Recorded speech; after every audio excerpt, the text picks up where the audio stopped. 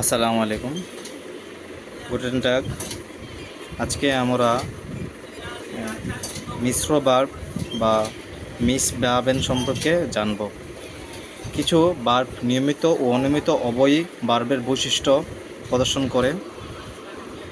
এক্ষেত্রে তারা পেট্রিগেটুম বাউলের পরিবর্তন করে অনিয়মিত বার্বের মতন, নিয়মিত বার্বের মতন টিই যোগ করে। যেমন গঠন হচ্ছে পরিবর্তিত বার্ব স্টাম্প প্লাস পার্সোনাল ইন্ডুং।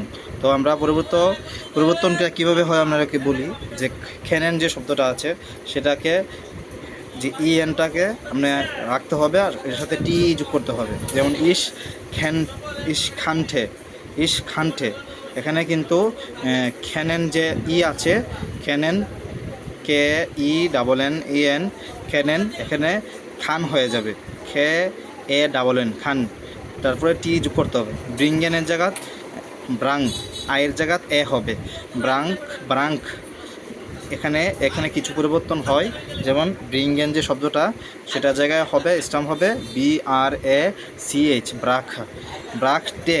এরপরে হচ্ছে ড্যাঙ্কেনের যে শব্দটা সেটা হচ্ছে ডাকঠে, এর জায়গা এ হয়, তাহলে আমরা ডাকঠে হয়। তারপরে ইন্ডুংয়ে টি যোগ করতে হয়। তারপরে দোর ক্ষেত্রে আছে খান টেস্ট, ব্রাক টেস্ট, ETES যোগ করতে হয়। তারপরে ডাক টেস্ট, এর ক্ষেত্রে হচ্ছে টি যোগ করতে হবে, খানঠে, ব্রাকঠে, ডাকঠে এরকম।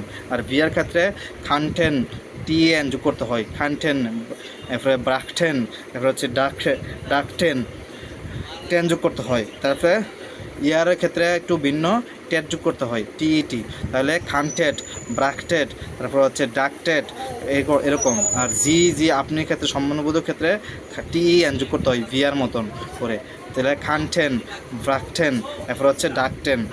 এই ক্ষেত্রে বার্বে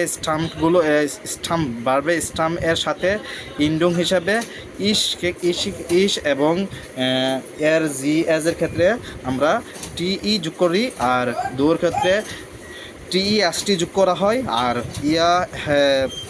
এক্ষেত্রে জির ক্ষেত্রে আমরা এখানে TET যোগ করতে হয়, ইয়ারের ক্ষেত্রে TET যোগ করতে হয়, ভিয়া এর ক্ষেত্রে 10 যোগ করতে হয়।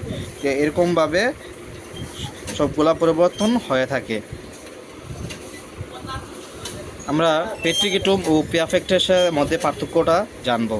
পেট্রিগেটুম ও পিয়াফেক্ট হচ্ছে দুইটি অতীতকাল শব্দ, তাই কিন্তু তাদের ব্যবহারের ক্ষেত্রে কিছু পার্থক্য আছে।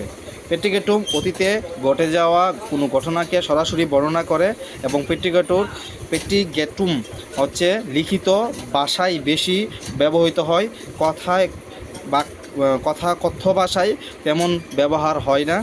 যেমন গ্যাস্টান শ্রাইবড ইস আইনেন ব্রিফ, গতকাল আমি একটি চিঠি লিখেছি। এই বাক্যে পেট্রিগেটুম ব্যবহার করা হয়েছে, যার অর্থ হচ্ছে কেবল চিঠি লেখার ঘটনা বর্ণনা করা হয়েছে। যেমন আরেকটি শব্দ হচ্ছে আলস ইস ক্লাইন ভার স্পিলসে ইস জ্ঞানে ফুটবল। তো যখন আমি ছোট ছিলাম তখন আমি ফুটবল খেলতে খুবই পছন্দ করতাম। ফুটবল খেলাটি একটি নির্দিষ্ট সময়কালের অতীতের গর্ত। পারফেক্টে হচ্ছে কি, পারফেক্টটা হচ্ছে অতীতে ঘটে যাওয়া কোনো ঘটনাকে বর্তমানের উপর প্রভাবকে